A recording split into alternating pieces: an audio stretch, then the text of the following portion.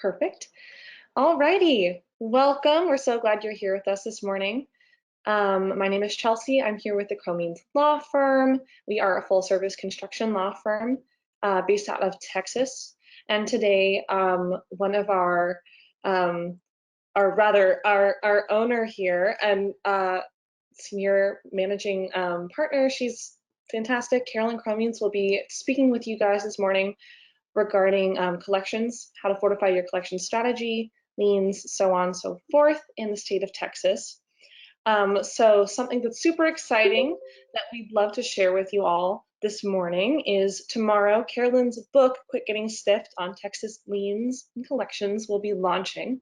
So to celebrate that, we were actually going to raffle off a lovely little Quit Getting Stiffed drink kit this morning.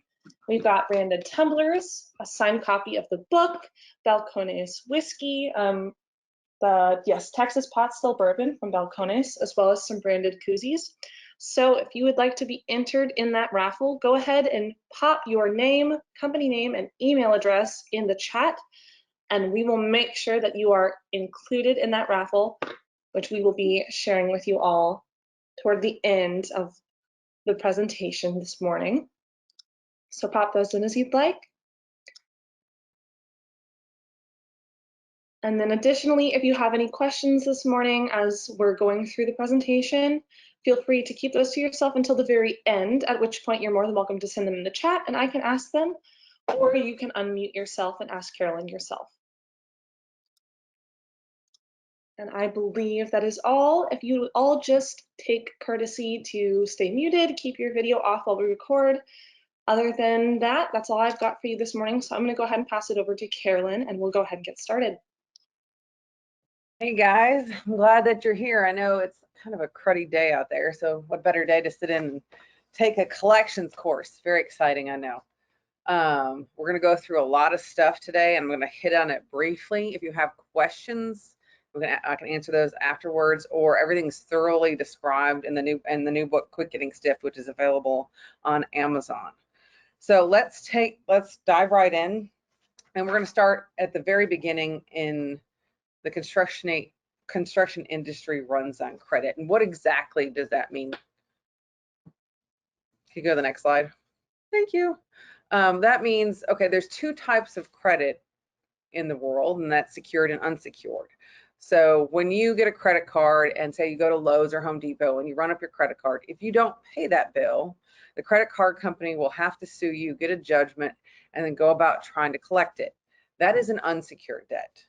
A secured debt is like your mortgage on your house. So if you don't, you go to the bank and say, hey, bank, I need some money to buy this property. They say, okay, but we're going to take back a lien on the house. So you sign the mortgage papers and they have a lien on your house. And if you don't pay them, they'll foreclose that lien and kick you out of the house and then sell it to collect the money they're owed. And that is a secured debt. And so that's what a lien does for people in the construction industry, is takes the amount that they're owed and secures it. So in the construction industry, as you know, you as a sub or a material supplier are extending the owner credit. Their property is being improved by the value of your labor and material that they're getting the benefit of until they pay for it. So basically you're loaning them the equivalent of money, but just in material and labor. And then the way to secure that is with a lien. Now the lien process, which we're going to kind of go through, especially in the state of Texas, is complicated and has a lot of steps and depends on a lot of things. The main thing to understand what the lien does is take your debt from being unsecured to being secured. So if you miss the lien timelines, you still have a cause of action. You have a cause of action against the person who hired you on a breach of contract, which that is an unsecured debt. In that form, that the amount that you're owed is unsecured because you have to sue them, get a judgment, and then go about collecting. So obviously the better place to be, if we can get there, is to be a secured debt, which is a lien on the property. And that's what we're going to go through today. You go to the next slide, Chelsea. So in Texas, there are two different types of liens, constitutional and statutory. And what does that mean and why does it matter to you?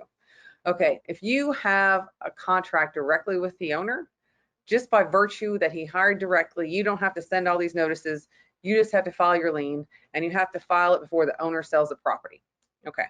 If you are not hired directly by the owner, which means in most cases the owner doesn't know that you are there, or what your name is, or that you're working, you have what's called a statutory lien. And that matters because there's a bunch of steps like timely notices, timely filing your lien, that have to be completed to have a valid lien. Because here's the thing, you don't want to just haul off and file a lien with not having taken the proper steps, because having a lien is such a strong remedy. The steps are extremely important, and there's a lot of penalty if you don't follow the steps exactly. So they have to be followed to the T, not a day late, to make sure that your lien is valid. So those are the two different types of liens. And then in the state of Texas, which is what we're talking about today, you can go to the next slide. There's two things you need to know before you can determine what are the steps that you need to take to have a valid lien. And what I like to call is knowing your place, which we're going to go over a second, knowing your place in the construction food chain, and knowing the type of project. These things are, are the keys to knowing what actions you have to take and when. So let's dive into your place, which is the next slide. Okay, so this is the construction food chain chart, which those of you in the construction industry are very familiar with it. But what I've done, instead of, if you look at the chart there, it says owner, general contractor, subcontractor, and then sub and material supplier. And you can go further down. But what I've done is I've put places over to the right-hand side so that you know exactly what we're talking about. Because a lot of times the general contractor can be called the original contractor or subcontractor. What does that actually mean? So if you define it by places, then it's very clear what we're talking about. And that language can be used the same across any state if we're talking about reference of where you are in the construction food chain. So place one, like we talked about, is somebody who's hired directly by the owner. They would have a constitutional lien, and they don't have to follow all these notice requirements. They just have to file their lien before the owner sells their property. Place two is a subcontractor who is hired by the place one contractor, and then place three is below. So the first thing you need to know the strategy for filing your lien, or the time frame that you need to send notice, is where do you fall in this timeline. And the lower you get on the food chain, the faster you need to take notice. So the faster you need to do something to preserve your lien rights. And we'll kind of go over that here in a second. So the first one is know your place. So like I was saying, somebody in place three, currently under the way the law is, which will change in the beginning of 22, but we'll go over that too, is the place three contractor on most projects is going to have to take notice and do things before the place two contractor. So like, just for an example, on a place three contractor, the first notice that they're going to have to send is the 15th day of the second month to the place one contractor that says, hey, I haven't been paid, I'm owed money. So like if you're doing work in September and you're a material supplier or a sub, the first notice you would have to send is November 15th to the general contractor saying I haven't been paid. And so that's, the further down you are, the faster you're going to have to take action. And the whole point of this is to give the owner or the general contractor a chance to pay before they pay the person below them. So that way they don't end up paying twice. So project type. These are the different project types in Texas. And so it also, you need to know your place and you need to know the project type in order to know when your first action is taken. Okay, homesteads. Homesteads are a house that's owned by an individual that they're living in on a full-time basis. Okay, so it doesn't count for like a second home or a beach home, then it's not a homestead. There are a whole set of separate rules that apply to filing a lien on a homestead. Texas protects homesteads at all costs. So it's much harder. I'm not saying it can't be done. It's just much harder to file a lien on a homestead. You have to have a contract signed by both owners. It's a lot harder. So those are protected. And if that's something you deal with on a normal basis, we can have an independent discussion if the lien process is worth it for you or not. Residential. Residential is a single family house duplex all the way up to a quadruplex that is owned by one individual or more person. So the main thing to realize here in a residential project is it's owned by an individual. And where this matters is spec homes are not homesteads or residential. So what do I mean by spec homes? I mean a house that a builder or developer is building just to sell. It's not being built for somebody, but it's owned by a company. those qualify as the next timeline, which is commercial. So any project that's not residential or homestead or public in Texas falls in this commercial project, and the timelines will apply to a commercial project. Homestead and residential have shorter timelines because the projects usually move faster than a commercial project. And like I said, the whole point of the lien and the notices is to give people up the food chain a chance to pay before they have to pay twice. Okay, so then there's Texas governmental work. So this is be your fire stations, libraries, things like that are owned by the state of Texas. And these are bonded jobs, and we'll get into those later on. That's the other type. And then the other type is a federal project, which these are post office, airports, projects that are federally owned, which we'll get into those bond claims later on. But those are the different types of projects in Texas. We go to the next slide. A sham contract. I bring this up because I think it's important to know what it is, because as you could tell, you'd be preferred to have a constitutional lien because there's not as many notice requirements or timelines, right? So any way you can get into that constitutional position as being hired by the owner is preferred. And so what a sham contract says is if there is an owner that's a company and a place one contractor or a GC that's a company, and they're owned and controlled by the same person or the same people, basically they're the same person. And so even if you're in place 3, you can be treated as a place 1 contractor and have a constitutional lien. So say, I've seen this happen. A client comes in and they think they're out of timelines because they didn't send any notice. And after I do some research, they were hired by a GC. Yes, but the GC and the owner are the same people. And so actually they have a constitutional lien and the timelines don't apply. So they can still file their lien. So it's something to know that worth knowing that's out there, that it would apply. And especially if if the general contractor and the owner are the same person, that in that situation, you can have a constitutional lien. And even if you miss the timelines, you would still have a valid lien. Requirements for a lien. Okay, so these are the exact items that need to be on a lien, the actual lien form that's filed in Texas. And it makes sense, right? The amount that you're owed, the name and address of the owner, general statement of kind of work you did, the months that you worked, the name and address of a general contractor, a brief legal description of the property and the county that the property is located in. I don't go into it in this webinar, but in the book, Quick Getting Stiffed, there is a bunch of places that you can look, that you can go find out on your own what the legal description is, or enough of a legal description to be able to file a lien.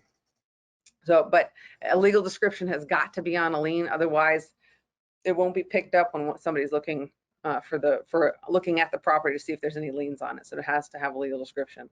Your name and address so people know how to contact you, the dates and methods you sent notice. So basically they should be able to tell anybody who looks at your lien, all of this information should be in there, because by this information, they can tell if your lien is valid or not. If you sent the notices, what kind of work you did, when you sent the notices, all of that time information is in here. And the reason it's there is because I could be able to look at it and be like, yes, they met if what they say is true, they met all their notices and they really have a valid lien. If it's not, then it's facially invalid and can be removed very easily. So, and it must be notarized, and it has to have a jurat, which means I swear that this is the truth, as opposed to just somebody acknowledging your signature. And then if it's homestead, it definitely has to have this notice. This is not a lien. This is only affidavit claiming lien. Not having that, if you're filing a lien against homestead, will invalidate your lien. So all of this stuff has to be in here. It's very important. Okay, so the steps to having a valid lien. All right, so notices, how to file the lien, and the requirements are different in all 50 states. Okay, so notices, like I was saying, notices are to give people up the food chain notice that you haven't been paid and a chance to take care of it before a lien is filed. Okay, and so the whole point is that somebody will not have to pay twice. I'm going to give you what the deadlines are, but here's the thing that you need to know is that there's no penalty for sending notice early, and there's no penalties for sending more notice than you need to. So if you know that there's an issue, send a notice. Just send a notice that says, hey, I haven't been paid. If I don't get paid, I'm going to file a lien. You'll be surprised, you'll be surprised how effective that is at getting you paid. Here's the thing, what I say is that we're going to walk through this, and if you know your timelines, you know when you have to take action to have a valid lien, you can believe promises of payments. Like somebody says, okay, I'm going to pay you next week, and you're like, okay, that's great, I'm still within my time frames, that's cool. But if they try to tell you, I'm going to pay you, don't send that lien notice, you say, I'm sorry, I have to protect my business and my family by sending this notice that's required. And if they haven't been paid, then they're not going to, it's not going to matter to them if you send a notice or not. The main thing is that it's not I have to send my notice to protect myself and have a lien right. It's not a personal thing. I'm not trying to attack you. I just got to make sure that my company's taken care of. So notices are very effective, especially when you're place 2 or below, giving people above a chance to know that you're not paid, so they can make sure that you are paid. Timeline for notices. Okay, so a big thing in Texas that I see is that people always think the timeline for notices starts when you're done. That is not true. In Texas, this time frame starts from the first date you're owed money. Okay, so if you're supplying in September and October, your notice dates run from September. Once September's paid, then you can run from October. And that, here's the other thing, every month must stand on its own. So every month you have to prove that you sent notices for that month and you did the right thing to make sure that you have a valid lien. So like September, we're supplying labor material in September. If we are place 3, the first notice we need to send is the 15th day of the second month, which is November, and that just goes to the general contractor and says, hey, general contractor, I'm here, I haven't been paid, and here's the amount that I'm owed. If we're not paid by the next month, by December 15th, then we have to send an official intent to lien letter to the owner and to the GC again. So that's place 3 and below, which basically says, hey owner, hey general, I haven't been paid. I've done this work on these dates and I'm owed this amount and you need to pay me or I'm going to file a lien. And we'll get into some timelines that I have later on for that. Okay, next thing, important thing about notices. What I find is very helpful is that you have the information you would need to file a lien at the beginning of the project, right? So who's the owner? What's the correct address of the property? Go ahead and see if you can find the legal description. If you're not working for the place 1 or the general contractor, have their information, their phone number already ready so you won't be scrambling to find it. So there's some great steps to do on the front end. Any notices that you send out, make sure the addresses are correct, because even if you send it out, but if you send it out to the wrong address, it doesn't count. So you have to make sure it's sent out to the right address, and you have to make sure the next one that it's got proper postage. And truly, the only way to prove when a letter was actually sent out is to take it to the post office and have it stamped. You can rely on some other methods, but they're not conclusively. If you take it and you get it stamped, there's no doubt. Like if you use stamp.com, that can be questioned. If you just drop it in the mail slot, the problem is the only way you can prove when it was actually sent is when it enters the post office electronic system, which could be 2 or 3 days actually after you actually drop it off. And so missing a day when things have to be sent out on the 15th and you send them out on the 16th, or you have no proof that you sent them out exactly on the 15th, will invalidate your whole lien. Currently, the notice deadlines fall on a holiday or weekend. You got to do it the day before. That's actually changing in 22. You'll get an extra day if it falls on a legal holiday or a weekend. Each month must meet its own notice requirements. Like I said, there's nothing wrong with sending notice early and often if you know that there's an issue. Okay, so next we're going to go over the timeline for commercial projects. Okay, so as a place 2 contractor, which is normally a subcontractor, the first notice you need to send is by the 15th day of the 3rd month. And this notice needs to go to the owner and general contractor saying, hey guys, I haven't been paid. Here's the amount that I've owed. So like if you're doing work in September, you need to send that notice to the owner and to the general certified mail by December 15th, okay? Like we went over on a commercial project, if you're place 3, the first one you need to send is actually on November 15th. And that goes to the general contractor and says, hey guys, I'm owed money. You need to make sure I'm paid before you pay the sub above me.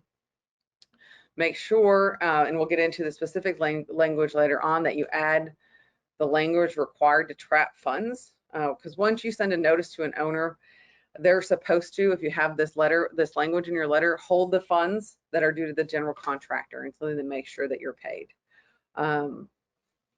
If you're working on a lease space, or you know it's a lease space, I usually see this gas station, restaurant builds out, something like that. Put in your first letter that you're asking for a copy of the lease, because you can have a lien on a leasehold, but we need to know what the lease says to see if that's capable or not. So ask for a copy of the lease. Okay, when does the lien need to be filed? So you sent your timely notices, you still haven't been paid. On commercial projects, the lien needs to be filed the 15th day of the 4th month after you last worked. So if you're working September, October, November, you send your notices timely in November, December, January, February, March. From March 15th, your lien needs to be filed, or 30 days, within 30 days of final completion. Because of the retainage requirements are only for 30 days after final completion. Even though you normally have the 15th day of the 4th month, that timeline is shortened because of the completion date. So normally the trades that come in towards the end have to worry about this, not your earlier trades like the foundation guys or something like that, but like finished carpentry, something like that are towards the end. They need to be very cautious about when the project is finished, because all of these lien timelines can be shortened to 30 days after final completion. If you file a lien, we need to send out notice of the lien that was filed within 5 days of it being filed. And like I said before, once you know what your deadlines are, don't let promises of payment push you outside of them, right? You can take their promises and yes, I believe you and that's great, but I'm going to make sure that I send this timely notices so I have a lien, so I can secure the amount that I'm owed, just in case it doesn't go that way, which any smart business person would do. The next slide. Okay. And then here's the other thing, is that what you need to do to file a lien and the requirements are different in all 50 states. And so some of these online lien filing services, I know they might seem like a deal, but if they're doing it wrong, can actually be more of a detriment to you. I mean, I just had a client that had an invalid lien, and we went to litigation on it, and the judge found against them that their lien wasn't valid, and they had to pay the other side over $100,000 in attorney's fees. So just know that an invalid lien, it can be very harmful. So if you come to me, I'm going to tell you what it is, what we can do and what we can't do. I don't file invalid liens just because I know how dangerous they are. So, I offer affordable subscription prices. Just don't, unless whatever online service you're using has a different strategy for each state and take it to the post office to be stamped, I wouldn't trust them to file my liens. So just know that up front. All right, retainage, I think is the next slide. Okay, so we all know that we deal with retainage. Let's really define what it is and why it matters. Retainage is not required in every state, but in Texas, there is a legal requirement that the owner retain 10% of the entire contract amount from the place one contractor. And that's to say that an owner can have multiple place one contractors on a project, and retainage is defined by each of those. So 10% of the total contract amount between the owner has to be withheld until 30 days after completion. That limits the owner's liability on liens. The owner, if they properly hold retainage, is only liable for that 10%. And any lien claimants that have valid liens will have to share in that 10% pro rata, means based on the percentage of their claim as it is to the whole, they'll all have to share it. So the bigger the claim, the more you'll get, but it's still not going to make you whole. So that's why retainage is important. That's why we withhold retainage. That's why an owner wants to withhold retainage, because if he does that, even if there's, let's say it's $1 million project, he withholds $100,000 in retainage, but then there's $300,000 of liens. That's not his problem. He can limit the amount of his liability to that $100,000. But that's why when we, okay, the retainage, next slide, has to be withheld for 30 days after final completion. No, you're good. Yep, one more. Perfect. And that's why that time frame of having your lien filed within 30 days of final completion is so important, because after that, the owner can, unless there's lien claimants, can release that retainage amount without any claims to the general contractor. So, which is why, if we go to the next slide, on big commercial projects, I always tell you to build in the cost of filing a lien for retainage, because when we're at the end of the project, it is very likely that the owner's not going to get paid exactly on time, which means they're not going to pay you till after 30 days after final completion. If your retainage is substantial, I would build in the cost of filing a lien to make sure it's secured. And that way, if you have a lien for retainage, the owner can pay you directly out of retainage, or the general contractor will actually pay you your retainage before they get paid, because that lien is going to have to be removed before they actually get paid the retainage. Which is why if you don't file a lien, it will take 6 to 9 months, if you ever see that money, because there's no leverage anymore. They don't need you to come work. They don't need lien waivers. The project's over. So, you know, the time value of money, they're just going to sit on your time value of money until you push them hard enough to pay you. This is one way that won't happen. So, which is the next slide. I mean, 10%. Are you making more than 10% on these jobs? If you're not, then you definitely don't want to walk away from your retainage, and or build in the cost of filing a lien so you'll get paid that retainage before it's 6 or 9 months later, and you're like, man, I'm waiting on this money forever, that, you know, they're just not paying me, and you call and there's no answer because there's no leverage. Build in the cost of filing a lien for that, so that way, you know, hey, if you get paid early before 30 days after final completion, I think that's great, and you just have a little extra in there. But if you don't, you know how long you're looking at to get paid? Forever. So let's shorten that time frame. It's your cash, you've already earned it, you might as well be paid it. All right, trap funds. So we had talked about the owner's liability being limited by retainage. So like I said in that earlier example, $1 million contract, the owners, if they properly withhold retainage, liability is $100,000.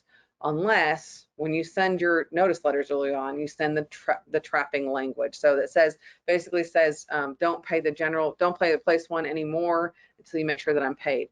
If they make that payment after you send the letter that says that, they are responsible for that amount, meaning they would have to pay twice.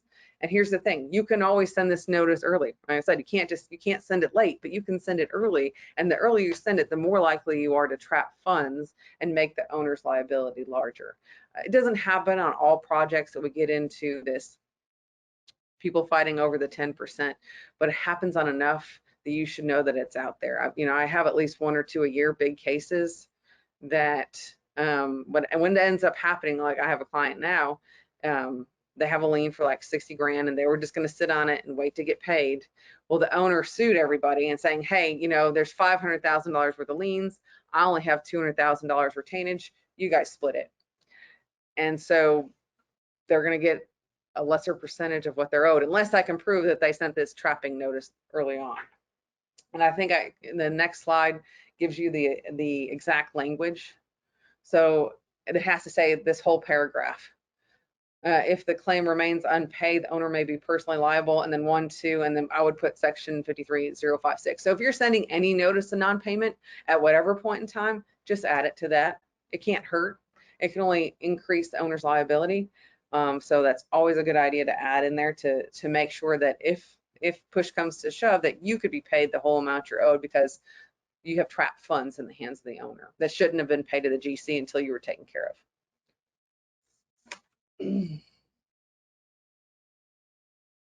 And technically, under trap funds, if the general contractor doesn't dispute, the owner shall pay within 30 days. But that's another hard one to enforce. But like I said, it can be enforced, but put that language that we just went over in all of your notices. All right, we're gonna spend a little time going over bond claims. Like I said before, any state or federal owned project you cannot file a lien against, just because the government says no, you can't. And so how are you protected? You're protected because the place one contractor, the governmental entity hires the place one contractor, the GC, and in order to get that job, the GC has to post a payment bond and a performance bond. The performance bond is for the entity. If the government entity that hired the GC, if they don't finish, they can file on that bond to get paid to hire somebody else to finish it. But you, as an unpaid subcontractor or material supplier, can file on the payment bond. But the important thing about that is that it's not filed anywhere. I can't find it anywhere. The only people that have access to it are the general contractor, which is their bond. And if you do a public information request, you can get it within 30 days. The problem is that if you don't have it on the front end, by the time you're coming to me, I'm sure we need to send a notice letter and I don't have 30 days to wait. So it's always a good idea if you're going to do a public works project, whether federal or state, to get a copy of the bond before you start working. I mean, I have the problem right now. I have a subcontractor that went out of business, and I have a material supplier that's trying to collect their money, and they don't have the bond, and I'm not going to be able to get it in time for them to send out their timely notice. So I'm trying to figure out what I'm going to do. So bonds, very important to get on the front end. Can you go to the next slide, Chelsea? So you still have to send notices. The same time of notices that we just went over for, like, the place 3 is the 15th day of the 3rd month. And instead of, when you're in the place 2, you're going to send it, instead of to the owner, you're going to send it to the surety, which is the bond company, with the reference of the bond number, the project, and in that case, the notice that you send has to be notarized in order for it to be a valid bond claim. So like I said, getting all that information up front. And then an important thing to note, if you can go to the next slide, about federal bond claims, which is airports, Army bases, things like that, is if you are place 4, you don't have bond claim rights. And so place 3 and above do. But here's the other thing, is that you can get a copy of a federal bond from a federal institution that keeps them. So I'm in the book, I have that website in there about where you need to go to get it. So but the thing about federal bonds is they're not required to make sure that the GC actually gets the bond. So before you start, you really need to make sure that the GC got the bond and you could file on it if you're not paid, because the federal government has no liability to you for them not getting a bond or for any amount that you're owed, even if they still owe money to the place 1 contractor. So federal, and the other thing about federal projects, state projects are slow pay, but federal projects are even slower, 90 days minimum. So if you're thinking about jumping from commercial or from residential into public works, know that pay is a lot slower, and you need to be able to cash flow that project for a lot longer than what you're used to. So just know that going in. Okay, so you can't file a lien on federal projects. Only place 2 and 3 contractors have a claim on federal bond. Get a copy of that bond before you start. Make sure we send notices. Even because on federal bonds, you have to send notice to the bond company and the GC within 90 days after last work. That's at the absolute latest. If there's problems beforehand, I would send it earlier, just to make sure. And the cash reserve if you're going to start a public project. Okay, lien waivers. Great thing about this is, in the state of Texas, lien waivers are written by law, meaning that the legislature came in and said, here's the process for lien waivers, here's the forms that you're going to use, right? And so here are the 4 forms listed, and they go in this order, right? So if you're working and you just started work, your first pay app you're going to issue for that month, you're going to issue a conditional upon progress payment that says, hey, for this month of September, I'm owed $10,000. You submit that with your pay app. And so the pay app for October work, if you've been paid, you're gonna do a conditional waiver for the work done in October, and then an unconditional upon progress payment for the payment you received in September, which is how this should go throughout the whole project. Well, it's ongoing, it's progress payments. And then when you're done, you've billed everything, including retainage. you do a conditional upon final, and then when you're done and been paid everything, including retainage, you issue an unconditional upon final payment. Can you go to the next slide? Okay, so you see that big notice in the middle of the paragraph that says that this document waives your rights unconditionally? That's at the top of every unconditional lien waiver. And it says, if you have not been paid in full, use the conditional form. If you sign one of these documents and you haven't been paid, I'm not going to be able to get you out of it. So just know that going in. And here's the thing that I tell my clients. If you sign unconditional lien waivers for people forever and it hasn't been a problem, then you're probably all right. I would not sign an unconditional lien waiver for somebody that you're working with for the first time.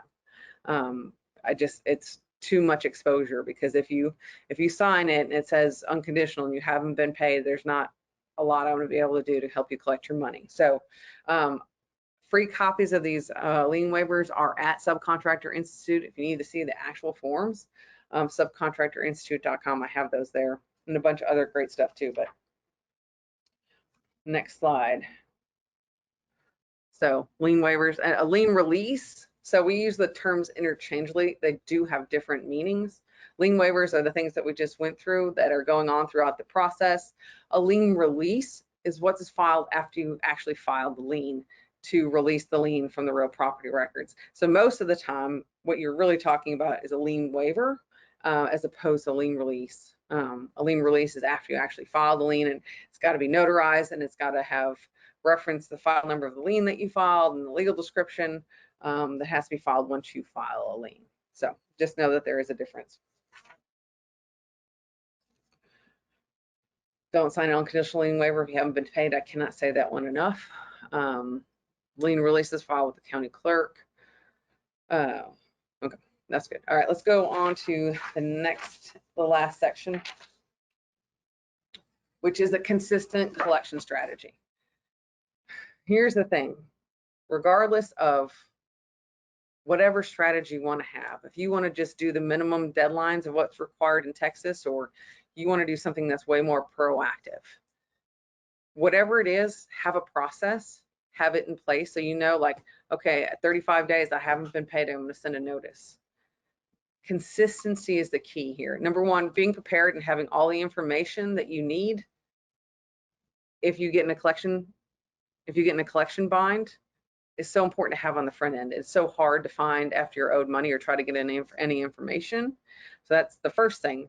The second thing, go to the next slide, is whatever it is, just have it in a built-in process that at X date, this is going to happen. At Y date, I'm going to send another notice, because I will tell you, the squeaky wheel gets paid first. And here's the thing, you don't have to scream loud.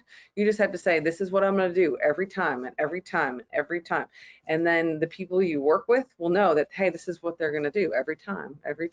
Or even if hey, you're a sub and you have a material supplier that says, my material supplier sends their notices. So on the 15th day of the second month, you're going to get a notice. You want to make sure that I'm paid so that you don't get that notice. But whatever it is, just make sure it's consistent and it happens the same every month.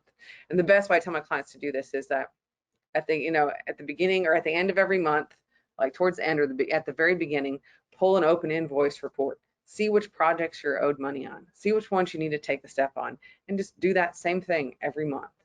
And so some information to make sure you have when you start a project: a signed copy of the contract. That's great to have in your file.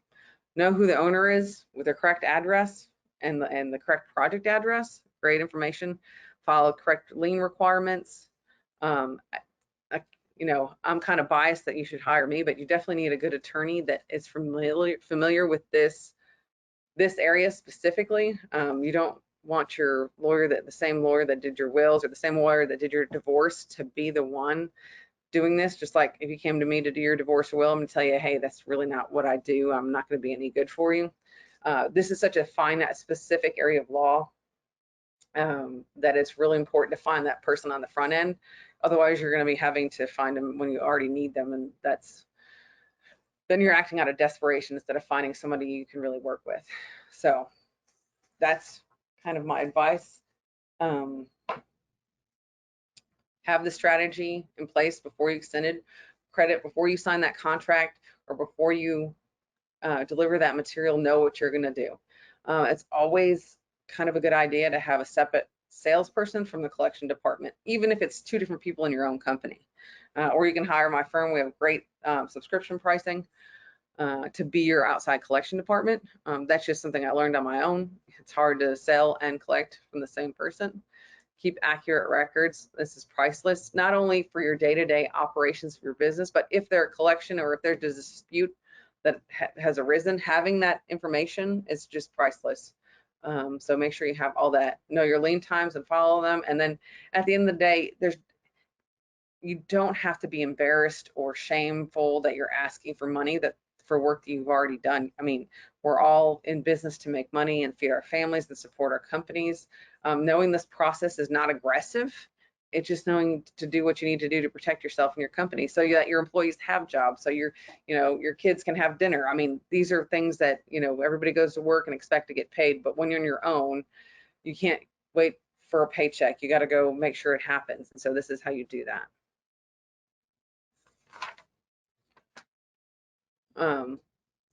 And so there's so many opportunities that can open up to you if you know how to secure the amounts that you're owed and know how a lien works and have a consistent collection strategy. And like I said, it's not being aggressive. It's just making sure that you know your rights and you know what you got to do to get paid. And guys, we're here to help. We're here to help you run better businesses, whether it's on the lien side or the contract side. So we have a lot of free resources. Subcontractor Institute has all 50 state lien rules. There's 20 classes on the subcontract.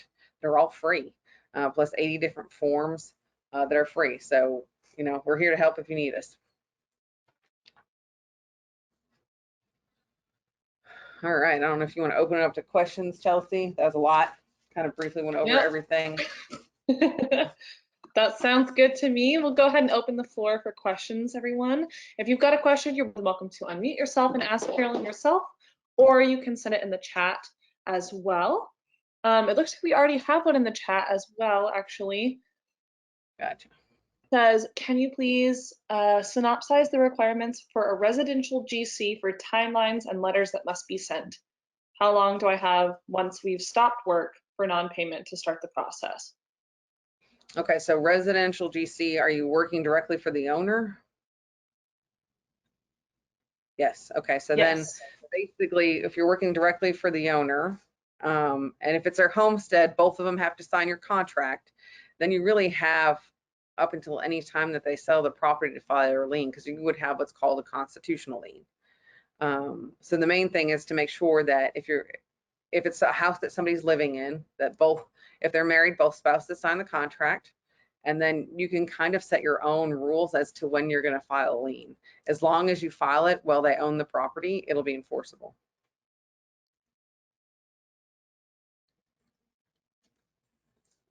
Awesome. Awesome. We look forward to hearing from you, Chad. Does anybody have, let's see, Ashley, in case of missing the deadline for first or second notice, what are the options of collecting money that's owed? You still have your breach of contract claim against whoever hired you. You could potentially have a trust fund violation. I just have to look at the type of case it is to know.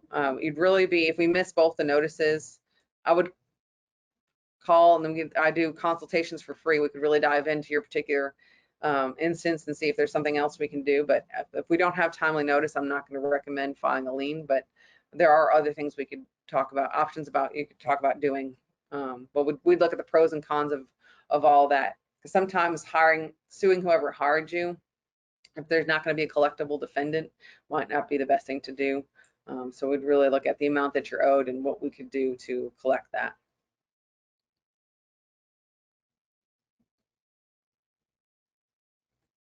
Awesome. Do we have any other questions? Give it a second to see if anybody's got anything lined up, anything that you'd like to ask Karalynn. And if you're not thinking of any questions at the moment, no worries. We'll be sending Karalynn's contact information to you along with a copy of the presentation after this. So you're more than welcome to, if something comes up to you at a later point in time, reach out, contact Karalynn and ask your question then.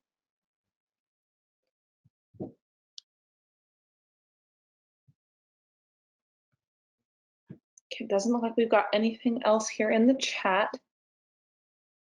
So I will go ahead and wrap up today's presentation by raffling off our Quit Getting Stiff drink kit here. For those of you who weren't here at the beginning, I'm going to go ahead and do a raffle for this awesome drink kit here. We've got a bottle of Balcones bourbon, a copy of Karolynn's book, and some branded tumblers and koozies. If you'd like to enter and you haven't yet, go ahead and pop your name and company name into the chat. I'll give you guys one more second and then we'll go ahead and do this. In today's webinar with a raffle. You can put your company name as well.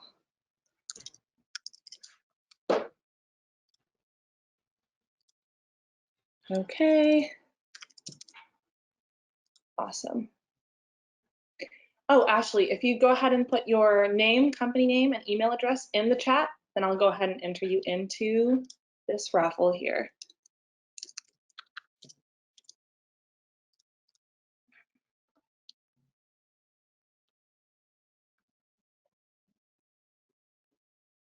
Awesome.